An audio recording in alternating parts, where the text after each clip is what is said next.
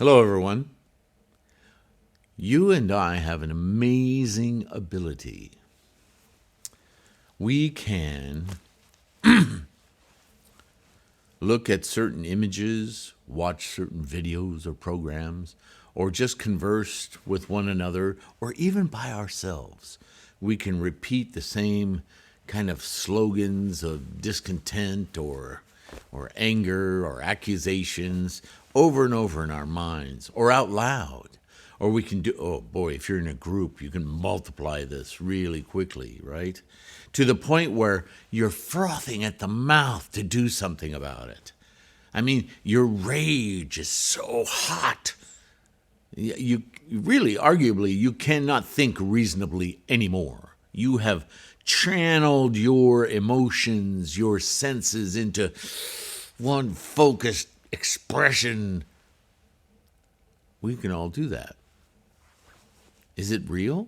It's real when we sense it, but we can contrive to make it so.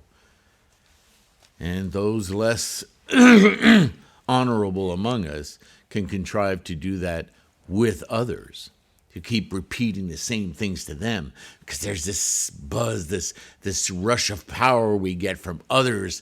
Yeah, feeling the same way. Yeah, I did this. I created. That same power. Yes, that's a very violent and visceral example, but don't kid yourself. If you start thinking of the smells of a food that you like being fried in the open air, I don't care if it's eggplant, romaine lettuce, steak, chicken, whatever, and you can hear the sizzle, and you can smell the butter or whatever, right? Your mouth starts to water. You salivate. And your stomach made even, yeah, that sounds good. And suddenly you can make yourself voracious. I gotta eat something. And nothing satisfies because your idea of what you want is so big. Eating cheese and crackers ain't gonna cut it. Right?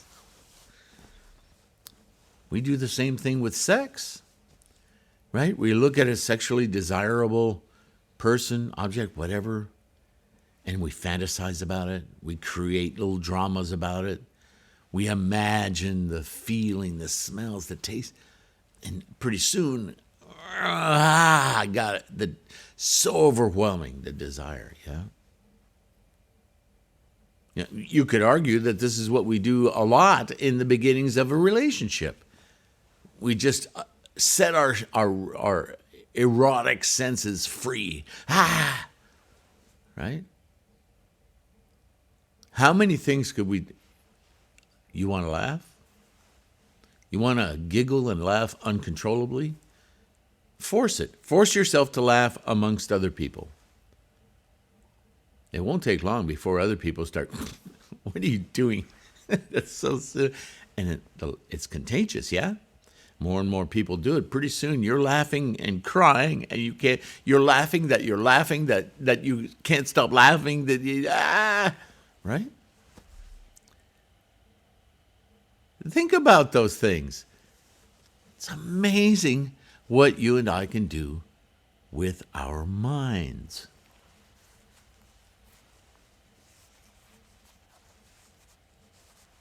And for Shakyamuni, indeed for all of the bodhisattvas, and certainly our modern mentor, Nichiren,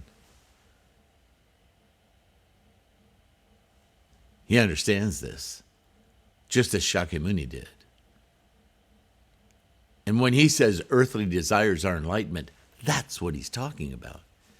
With that same kind of self-training, self-conversion, that transmigration from whatever state you're in into a new state, it's something we do constantly, every moment of the day.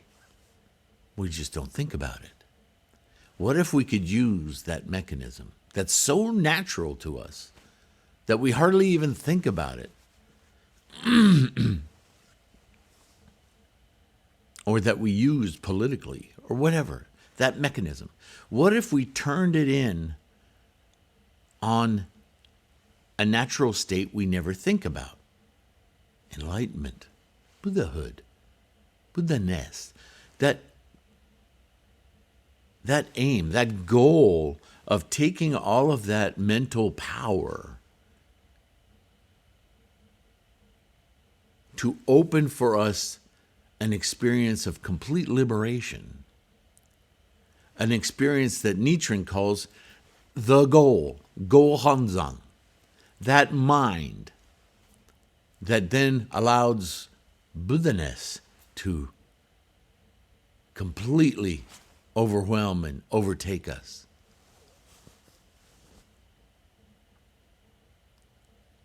Shakyamuni's teaching of the Lotus Sutra is exactly about doing that for ourselves. Take all of that energy, that potential, that constructive mindset to build, train, and focus all our consciousnesses, all our senses on Gohonzon, this opening of the Buddha-ness of our life experience. Don't you start skipping frames on me now.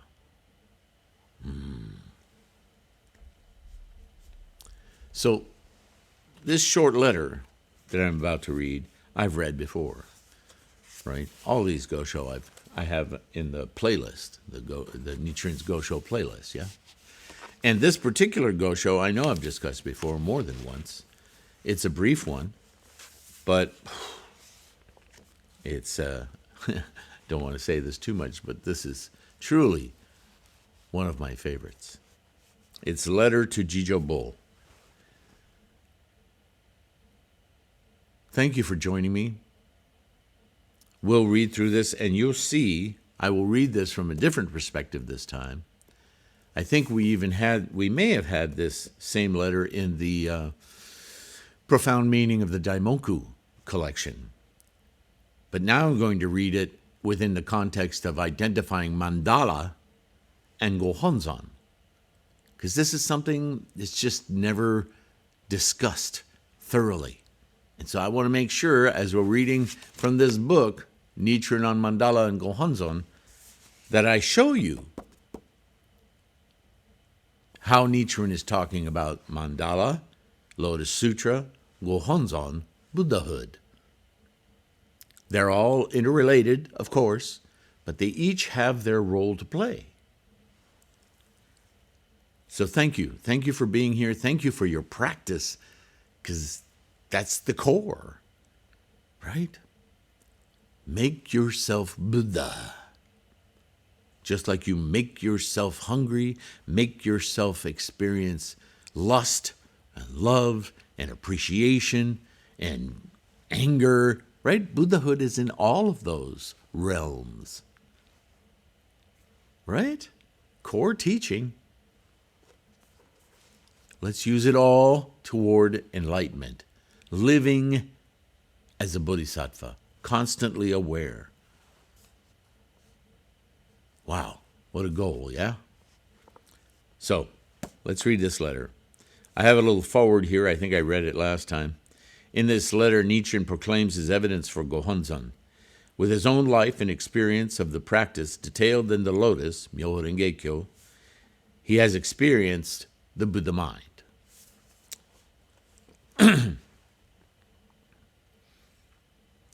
I have carefully reviewed your question about the Buddhist teachings. The reward of the Lotus Sutra is a state of life that can only be understood between Buddhas. Only once you've experienced Gohonzon can you communicate about Gohonzon with others who've also experienced Gohonzon. Otherwise, it's just some weird mystical thing that you can't grasp. But gosh, have you ever just drooled at the mouth about a certain food or other? Well, most people have. So you can relate that experience, and everybody's mouth waters just thinking about it, right? But you probably know somebody or have met someone in your life who's not so enamored with food. It sounds difficult to believe, but yeah. And hard to convince them that there is such a state. They just look at you, huh? What? Okay. And it's, food just doesn't do it for me. And we look at them as though like, wow, something wrong with you, right? There's nothing wrong with them. They just don't have that craving. So what we're trying to do with Namo Myo Renge Kyo is train our minds to crave Buddhahood, to be in Buddhahood, to constantly look to be immersed in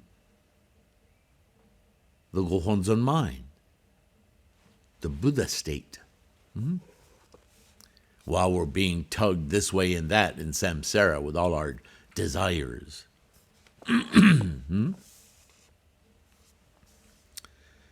It is an inner enlightenment that even the wisdom of Shakyamuni's emanations throughout the 10 directions may be no match for.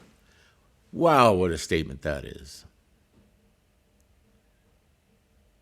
I don't want to go into every reference, but how many times have I stopped myself reading something to explain that Amitabha Buddha, Mahavajracana Buddha, all of these other Buddha personages, encapsulations of method, or not methods, but paths to enlightenment. They differ in each one of us. So these particular Buddhas are storytellings of Shakyamunis. They're not actual people. They are conditions through which one might achieve Buddhahood. But they're all Shakyamuni's inventions, or as it says here, emanations. That's kind of a confusing word, the way it's used. And they're no match for this, for your enlightenment. Mahavajracana, Amitabha, name a Buddha, because they're not persons. They're a clarity of mind. You can't stamp a name on clarity of mind. It's like stamping a name on energy. Oh, he's got Frank energy. She's got, Betty energy. Come on. You're trying to samsaricize something that can't be samsaricized, right? I'm not Sylvain Buddha, no more than you are Tom or Joan or Betty Buddha. Betty Buddha. I kind of like that one. Buddha's Buddha.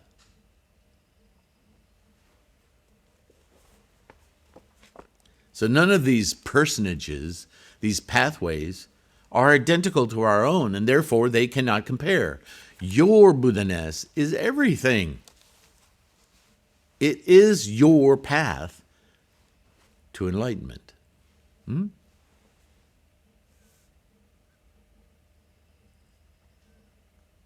The teacher Tendai commented on the character Myo, saying that it is defined as beyond ordinary comprehension. Right? You can walk through a store and you can look over to the butcher department and go, yeah, that's a steak. Oh, that's a sirloin. Oh, that's a T-bone. Or that's a fine fillet of fish, a certain type of fish, a lobster, or maybe fine vegetables and fruits. Maybe you're vegetarian. Wow, those eggplants look spectacular. Does it make you hungry? Probably not, just on recognition, unless you're already hungry, right? And you start to think about it, like I was saying earlier.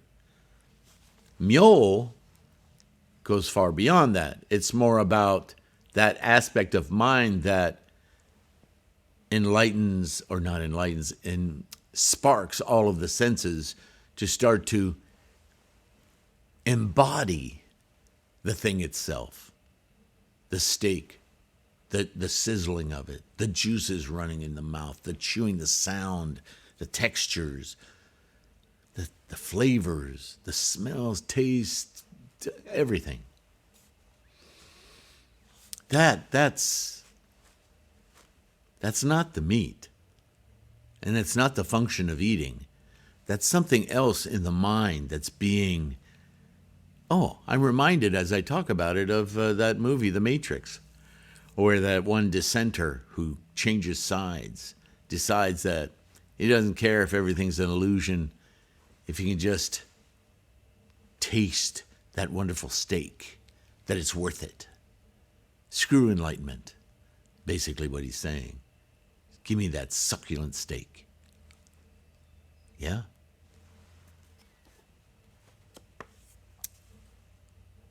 As for this sutra, the Lotus Sutra, the Myoho Renge-kyo, however, it is divided into various practices. These are the teachings that are known only by men such as Tendai, Miaolo, and Dengyo, the great teacher Dengyo in particular.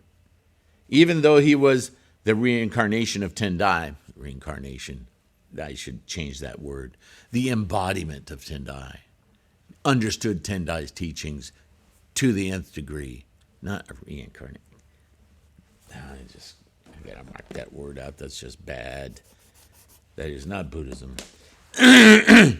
Sent envoys to Tang China on many occasions in an effort to resolve the doubt of others. So what is really important is that the teachings of the mutual possession of the 10 realms, of the 100 realms, and the 1,000 factors, and of the 3,000 realms in a single thought moment of life, there it is again, by the way, are the essence of this sutra. Now, what does that mean? This is such a profound, short little letter. It nails down the very idea of the way the mind works and the way we liberate that mind from samsaric delusions. It also is justification and a roadmap for Nichiren's conception of that mandala that's behind me. Because that mandala isn't mystical. It's just putting straightforward in our faces a reminder of each concept built in the Lotus Sutra, which is built on the rest of the teachings, culminating in the very act of invoking our Buddha, opening our Gohonzon mind. There it is right in the middle of the treasure tower. Namo Myoho Renge-kyo is you, mirror, surrounded by its various aspects of support, the constructs of the mind. That's what the mandala is. It doesn't do anything by itself. It's just a piece of paper with pretty scratchings on it. It is your mind's engagement with the reminder, the smells, the sizzle, the taste, that we can direct to our construct of enlightenment, to awaken our Gohonzon, our Buddha mind. And he's taking it apart here. The 3,000 realms are that. It is our mind in transition. It is the formations of the next instantiation. The potential is always there for enlightenment. Our minds are constantly roiling through thousands of possibilities to instantiate what? Whatever it is that we're nurturing. Whether it's a sizzling steak or a well-seasoned eggplant or a loving partner, on and on and on. But with this Namo Myoho Renge-kyo, what are we instantiating? Buddha-ness. Same mechanism.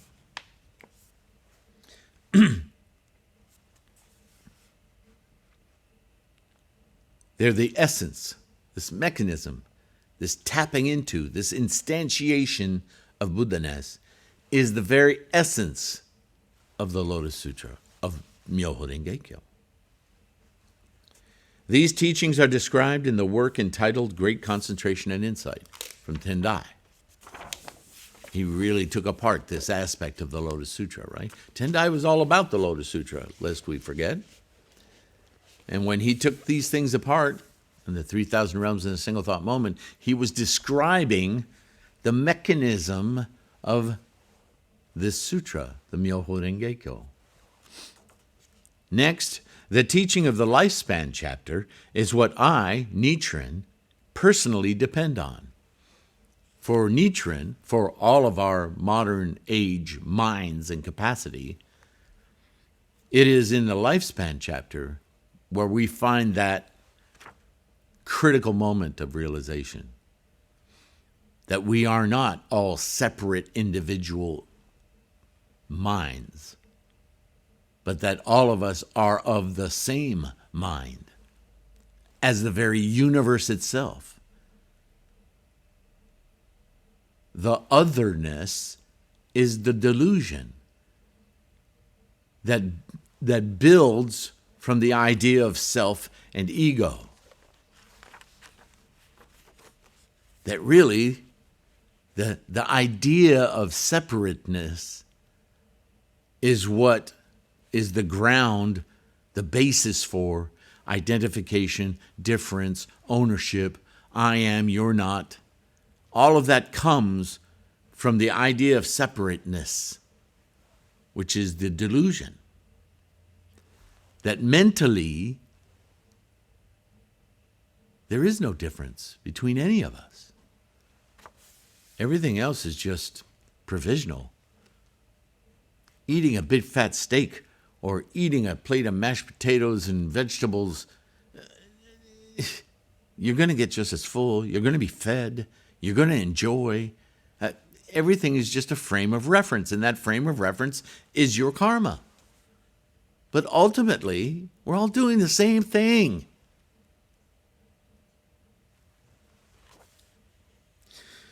Although Tendai and Dengyo also understood it in a general way, they never put it into words or proclaimed it.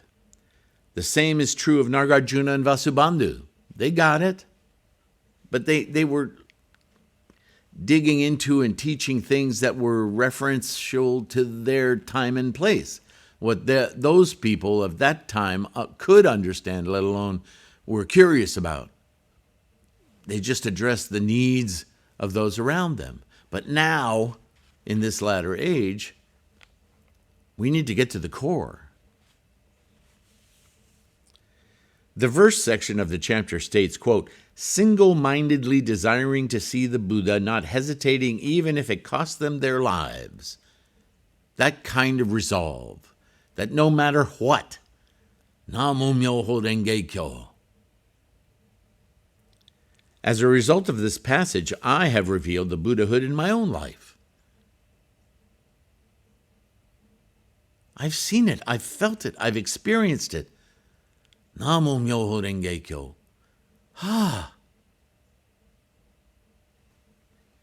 The reason is that it is this sutra passage that has enabled me to embody the three great secret laws, or the reality of the 3,000 realms in a single thought moment of life. That is found in the lifespan chapter. But keep this secret, keep it secret. In other words, only share it amongst those of us who are practicing the Lotus Sutra Buddhism. Because if you go talking about this to people who are Nembutsu or Zen or even not even Buddhist, you're going to get a lot of rolling eyes and, oh, what are you smoking? They don't have access to understanding what it means. But because we practice and we study Nichiren's teachings, Shakyamuni's teachings, the Lotus Sutra specifically, this makes profound, intelligent, rational, reasonable sense, doesn't it?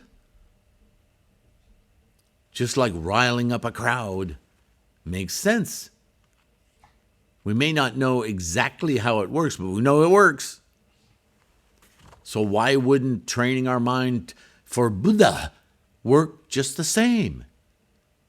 This is why I'm always telling you, if all you're doing is chanting because it's a habit that you think is kind of cool, does that work in anything? Get excited. Get serious. Get whatever your emotional state needs to be absolutely committed. And I say to you, for me, that takes confidence. I can't be committed to something if I'm not confident it's going to work. So for me, study is about developing confidence. It may be different for you. That's okay. As long as when you commit to chanting, you are convinced that you are opening that Gohonzon door with every single daimoku. Buddha-ness, Buddha-ness. More Buddha-ness. In other words, I want my Buddha-ness on the seesaw of life to far outweigh my samsaricness. Get it out of the way. Make it irrelevant. Let me be in Buddha.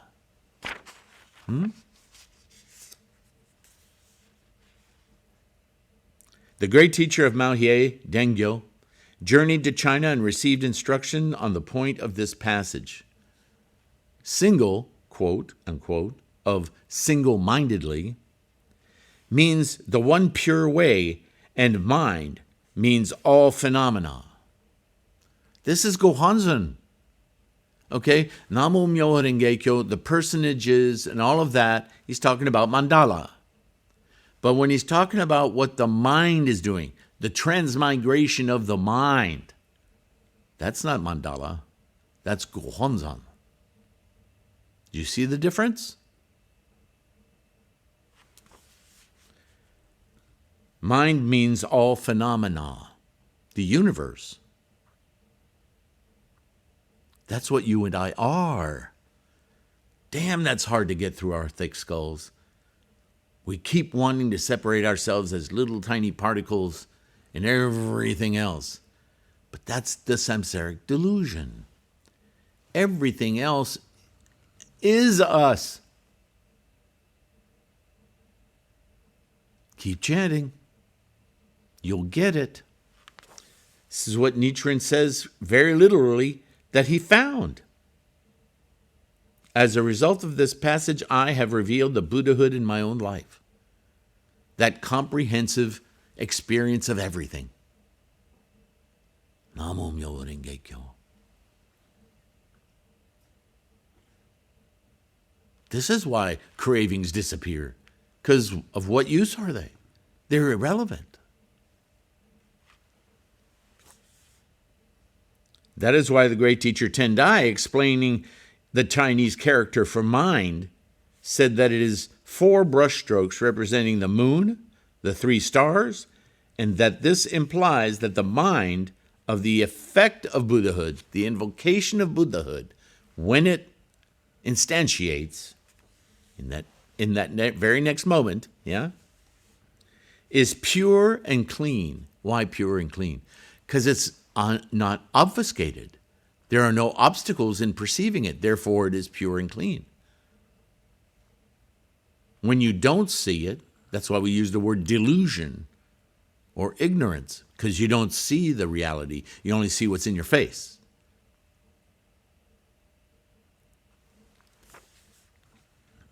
The very character of mind in the Chinese calligraphy consists of this. Do you see why it's not words?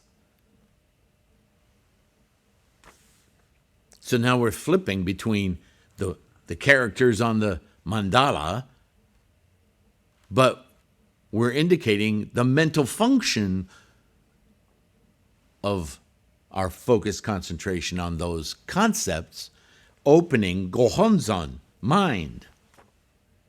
It's very distinct, the two things.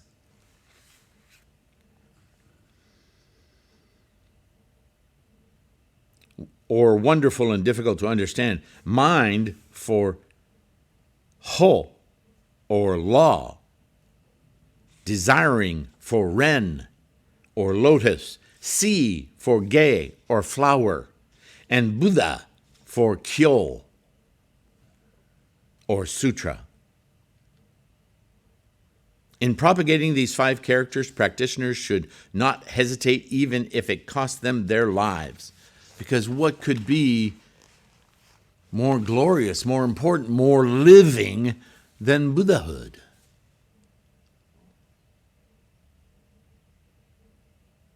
And here you have the entire treasure tower leading you from Myo. Nichiren says, Myo, as wonderful and difficult to understand, that process of the engine of life, of mind at one with engine of life, rather than mind at one with samsaric attachment. That transmigration from one to the other, that's Gohonzon that you're reaching. Before Gohonzon, Mandala. Once you transmigrate through the mind, Gohonzon. Follow? So Myo, representing the wonderful and difficult to understand aspect of our mind. For Ho, the way things work. Ho being the process, the engine of life. Desiring for Ren or Lotus, and Si for Renge, for Ge. So to witness this occurrence is Renge. Right? We've talked about this. To witness Gohonzon is Renge. Aha! And what do we witness as a result of being in the engine of life, the process? Buddhahood. Kyo. It's right there.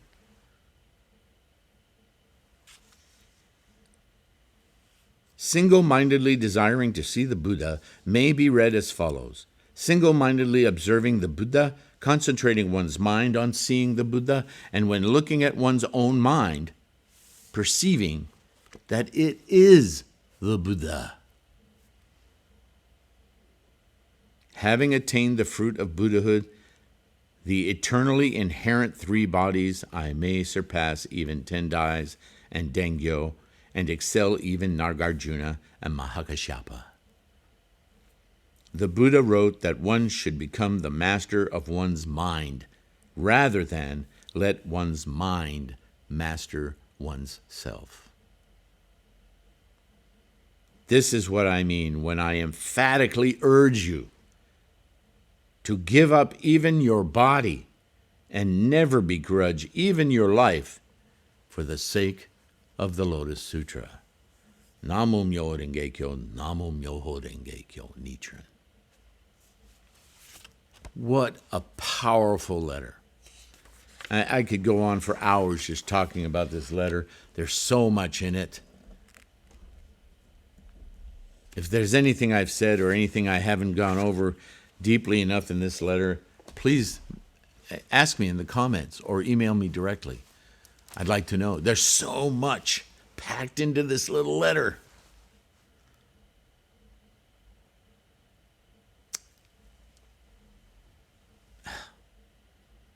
The whole of the practice for me is contained in this short letter, this brief note.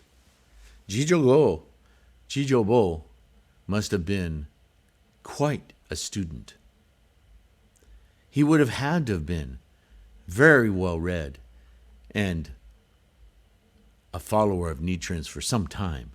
For Nichiren to drop these bombs on him, sentence after sentence, boom, boom, boom, boom. You're going to let up a bit. Because every sentence is about a profound depth of understanding. Yeah?